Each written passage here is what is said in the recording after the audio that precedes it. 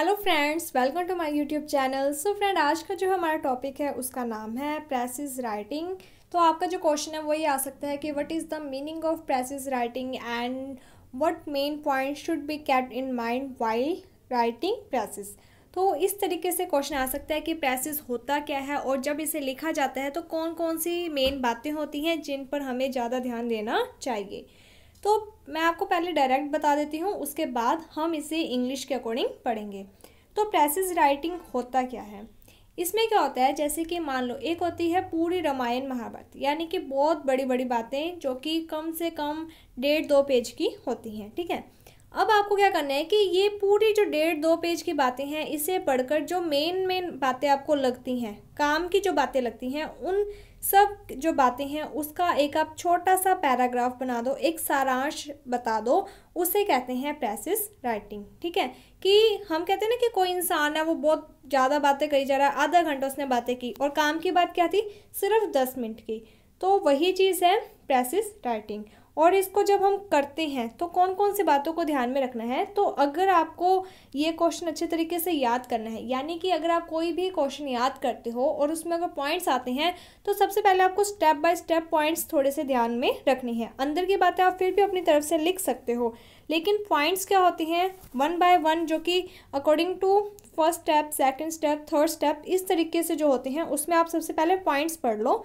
जैसे कि यहाँ पर लिखा हुआ है कि फर्स्ट पॉइंट है रीड केयरफुली, कि सबसे पहले जो भी हमें पैराग्राफ दिया जाता है, 3 या 4 पैराग्राफ का जो हमें डॉक्यूमेंट दिया जाता है या टॉपिक दिया जाता है, सबसे पहले हमें उसे अच्छे तरीके से रीड करना चाहिए। सेकंड पॉइंट है अंडरलाइनिंग, फिर जो भी हमें बात मेन लगती है उसे हमें अंडरलाइन करना चाहिए। देन यहाँ पर लिखा हुआ है आउटलाइन, उसके बाद उसके बेस पर हमें आउटलाइन तैयार करनी चाहिए। उसके बाद है ओमिशन। ओमिशन का मीन्स है कि ऐसे वर्ड्स का, कुछ वर्ड्स होते हैं जिसका हमें यूज़ नहीं करना चाहिए एंड जो मेन बातें हैं उसी का हमें यूज़ करना है। ओमिशन का मीन्स होता है कि जो अननेसेसरी बातें हैं, बेमतलब की जो बातें हैं, उसे हमें, यानी कि पैराग्राफ में अगर आपको 1.5-2 पेज का पैराग्राफ दिया जाता है तो उसमें कुछ इंपॉर्टेंट बातें होती हैं और कुछ घुमा फिरा कर लिखी हुई होती हैं। तो जो इंपॉर्टेंट बातें हैं वही लिखनी है और जो बाकी की बातें हैं, फालतू बातें हैं, वो हमें वहाँ पर ओमिट कर देना चाहिए, यानी कि वो नहीं लिखनी चाहिए। इसके बाद लिखा हुआ है डू नॉट ओमिट, आगे आप लिख देना इंपॉर्टेंट इन्फॉर्मेशन, कि हमें जो इंपॉर्टेंट बातें होती हैं उसे नहीं छोड़ना चाहिए। इसके बाद है साइज़, कि जब भी हम प्रेसिज लिखते हैं तो इसका साइज़ है जो आपको ओरिजिनल दिया गया है उसका 1/3 होना चाहिए। मीन्स कि अगर वो आपको 3 पैराग्राफ हैं तो आपको एक पैरा में जो मेन बातें हैं वो लिखनी चाहिए। इसके बाद है इनडायरेक्ट स्पीच, जो आपको टॉपिक दिया जाता है वो आपकी डायरेक्ट स्पीच में होता है और आपको वहाँ पर इनडायरेक्ट स्पीच में लिखना होता है, जो कि आपका ग्रामर का टॉपिक है, डायरेक्ट से इनडायरेक्ट, जिसे हम नरेशन भी कहते हैं। इसके बाद है टेंस एंड पर्सन। तो प्रेसिज राइटिंग में क्या होता है कि जो आपको आर्टिकल दिया जाता है उसमें जो टेंस है, यानी कि जो भी बातें हैं वो सारी किस टेंस में होनी चाहिए। तो आपको वो जो प्रेसिज राइटिंग है उसे पास्ट टेंस में लिखना होगा। जैसे कि कोई भी स्टोरी होती है तो उसमें अगर आप देखते हो तो वंस देयर वाज ए, तो हम वाज, इस तरीके से हम पास्ट जो वर्ब्स होती हैं उनका यूज़ करते हैं। तो वही बातें यहाँ पर कही गई हैं। उसके बाद है ओवन वर्ड्स, कि हमें क्या करना है कि वो जो राइटिंग है उसमें कुछ खुद के वर्ड्स हैं जो उसका भी यूज़ करना चाहिए। उसके बाद यहाँ पर है प्रेसिज ऑफ ए डायलॉग, इसके साथ ही हमें डायलॉग, कॉन्वर्सेशन है जो वो इस तरीके की बतानी चाहिए कि हम किसी चीज़ को एक्सप्रेस कर रहे हैं, किसी चीज़ के बारे में बता रहे हैं, इस तरीके से। इसके बाद है वन पैरा ऑब्जेक्टिव अप्रोच, हमारी जो अप्रोच है लिखने की वो किस तरीके की होनी चाहिए, ऑब्जेक्टिव होनी चाहिए। ठीक है, ऐसा नहीं है कि हम सिर्फ अपने व्यूज़ दे रहे हैं, सामने वालों से समझ ही ना सके। हमें ऐसी बातें लिखनी है जो इम्पोर्टेंट हो, जो उस पैराग्राफ में हो और उस पैराग्राफ को पढ़कर सभी उन बातों को समझ सकें। इसके बाद है वन पैराग्राफ, यानी कि जो भी आपको आर्टिकल दिया है वो भले कितना मर्जी लंबा चौड़ा हो, आपको उसमें शॉर्ट में लिखना है। ठीक है, एक पैराग्राफ में लिखना है। इसके बाद है रफ ड्राफ्ट, जो भी आपने, जैसे आपने पैराग्राफ है जो उसे रीड किया, अंडरलाइन की जो भी बातें मेन थी उन सभी बातों को, उसके बाद आपने एक रफ ड्राफ्ट तैयार कर लिया। उसके बाद है फाइनल ड्राफ्ट, फिर जो आपने रफ ड्राफ्ट तैयार किया उसे आपको वापस से पढ़ना है। अगर आपको लगता है कि इसमें भी चेंजेस कर सकते हैं, कोई वर्ड है, कोई स्पेलिंग है या कोई लाइन ऐसी है जिसे हम चेंज कर सकते हैं, तो वो सारी जो भी वहाँ पर बदलाव करने हैं, चेंजेस करने हैं, वो सभी आप करके एक फाइनल ड्राफ्ट तैयार करते हो। तो इस तरीके से प्रेसिज जो राइटिंग है वो लिखी जाती है। तो अब हम इसमें जो बातें लिखी गई हैं उसके बारे में पढ़ते हैं। तो स्टार्ट करते हैं। सबसे पहले हमें ये लिखना है कि जो प्रेसिज राइटिंग है वो होता क्या है। तो आपको सबसे पहली जो हेडिंग है वो लिखनी है, डायरेक्ट आप लिखोगे प्रेसिज, उसके बाद आपको इसे अंडरलाइन करना है और एरो का निशान लगाना है और नेक्स्ट लाइन में लिखना है, A well-written passage should be a serviceable substitute for the original work। कोई भी जैसे आर्टिकल आपको दिया जाता है उसका एक सब्स्टिट्यूट होता है, यानी कि जैसे कोई बुक्स होती हैं तो उसका एक सब्स्टिट्यूट क्या होता है, पास बुक्स होती हैं। इसी तरीके से जो ओरिजिनल पैराग्राफ ड्राफ्ट दिया हुआ है उसका आप क्या है कि एक छोटे रूप में शॉर्टकट में लिखते हो, जो उसका क्या है एक विकल्प सब्स्टिट्यूट है। The goal of a passage is to preserve the core essence of the work in a manner that is both clear and concise। Precious का मेन गोल क्या होता है कि जो भी आपको आर्टिकल दिया गया है उसका जो कोर एसेंस है, मीन्स कि जो उसमें मेन बातें हैं वो सभी बातें आपको वहाँ पर प्रिजर्व करनी है एक ऐसे मैनर में जो कि क्लियर भी हो और शॉर्ट भी हो।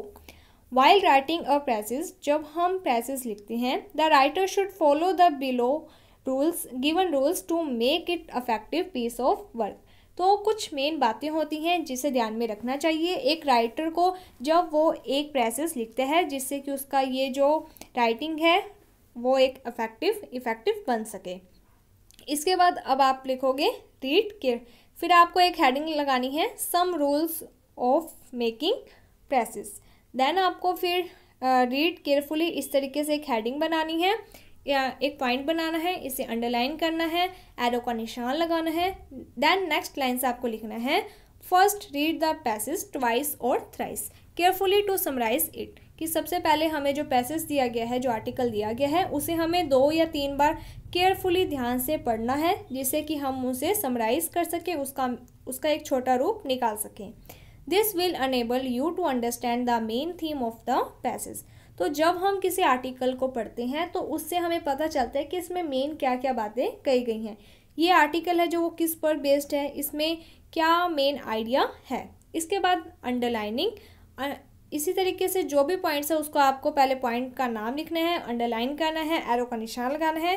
देन आपको नेक्स्ट लाइन से लिखना है underline and mark the important idea and essential points from the original text, कि जो ओरिजिनल टेक्स्ट है उसे जब हम रीड करते हैं तो रीड करते समय जो भी हमें मेन बातें लगती हैं, जो भी इंपॉर्टेंट आइडियाज़ हैं, उन्हें हमें अंडरलाइन करना चाहिए और जो पॉइंट्स हैं मेन उस सभी को हमें अंडरलाइन कर देना चाहिए, ताकि जब हम उसे लिखेंगे, जब हम एक रफ ड्राफ्ट तैयार करते हैं तो हम अंडरलाइंस बातों को ही लिखें। इसके बाद है outline with the help of the underline ideas, फिर हमने जो भी बातों को अंडरलाइन कर रखा है उस ओरिजिनल टेक्स्ट में draw the outline of your precious. अब हमें क्या है कि जो हम प्रेसिस लिख रहे हैं उसमें उसका आउटलाइन कर देना है, यानी कि लिखना शुरू कर देना है। इसके बाद है ओमिशन। ओमिशन का मीन्स होता है कि किन किन बातों को हमें छोड़ना है, लिखना नहीं है अपनी प्रेसिस राइटिंग में। Omit all the unnecessary information और the long phrase which could be replace by one word, कि सबसे पहले तो हमें जो अननेसेसरी बेमतलब की इन्फॉर्मेशन दी गई है उसे छोड़ना है। सेकंड के जो लंबे फ्रेज दिए गए हैं उन फ्रेज को छोड़कर उसकी जगह एक वर्ड का यूज़ कर देना है, यानी कि एक ऐसा वर्ड यूज़ करो जिससे कि पूरी बात क्लियर हो जाए। All the adjective and the adverbs can also be omitted in order to make a good precis। इसके साथ ही जितने भी adjectives और adverb, जितने भी words आते हैं, हमें उसको omit करना है, छोड़ना है, जिससे कि हम एक अच्छी precis तैयार कर सकें। नेक्स्ट पॉइंट है डो नॉट omit, आगे आप लिख लेना important points या important information, कि हमें जो मेन बातें हैं उससे छोड़ना नहीं है। While making a precis, the writer should never omit the important points and ideas which are essential to be described। जो important बातें हैं, important ideas हैं, points हैं, उन्हें राइटर को नहीं छोड़ना चाहिए, ये बात है। इसके बाद है size।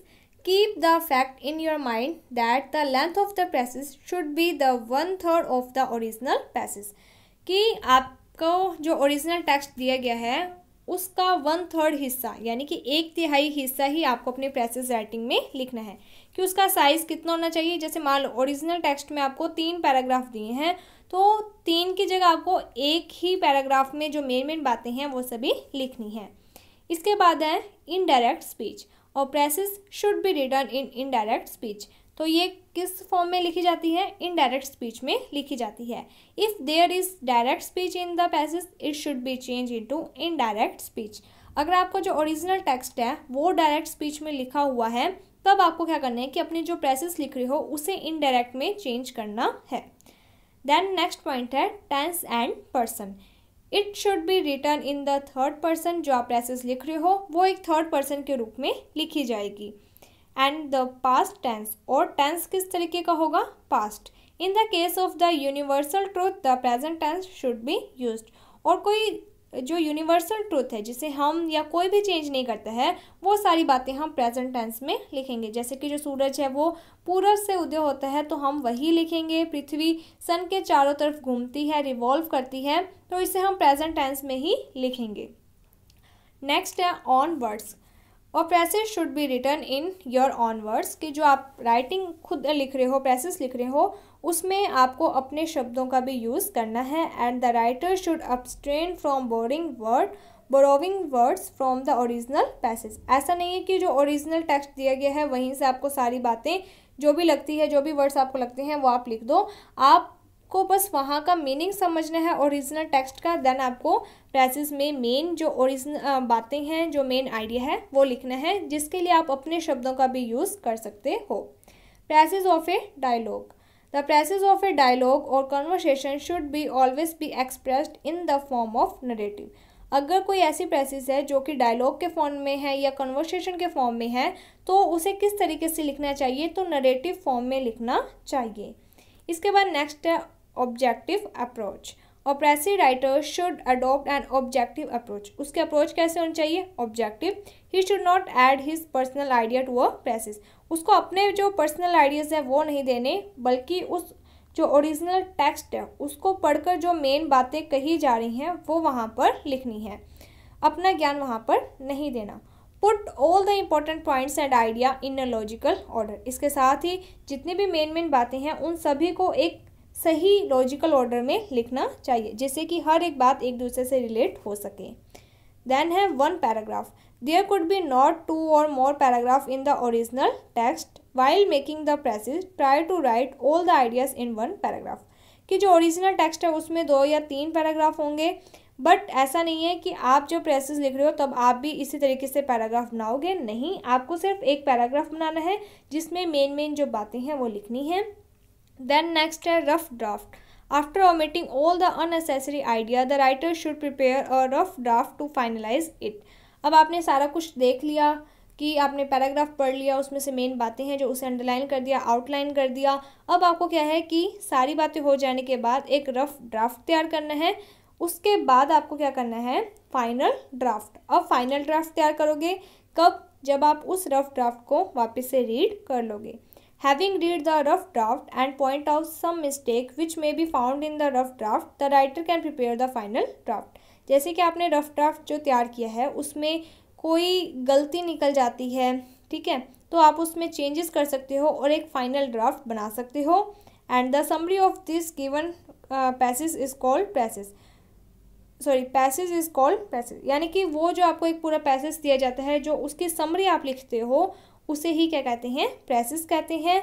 It is in the short form of the given passage. ये एक छोटी फॉर्म में लिखा जाता है। जो भी आपको ओरिजिनल टेक्स्ट दिया जाता है उसकी समरी लिखी जाती है, जो कि छोटी फॉर्म में होती है, but it keep its soul intact. लेकिन उसमें जो वो ओरिजिनल टेक्स्ट की जो मेन बातें होती हैं, जो मेन आइडिया होता है, उसे ज़रूर इस पैसेज में बताया जाता है। तो इस तरीके से ये आपका क्वेश्चन था। होपफुली आपको ये जो आंसर है वो प्रॉपर तरीके से समझ में आ गया होगा। अगर आपको कोई भी डाउट है तो आप हमें कमेंट सेक्शन में बता सकते हो, आपका डाउट दूर कर दिया जाएगा। अगर आपको ये वीडियो अच्छी लगी है तो like my video, subscribe my channel. Thank you friends for watching my video. Thank you.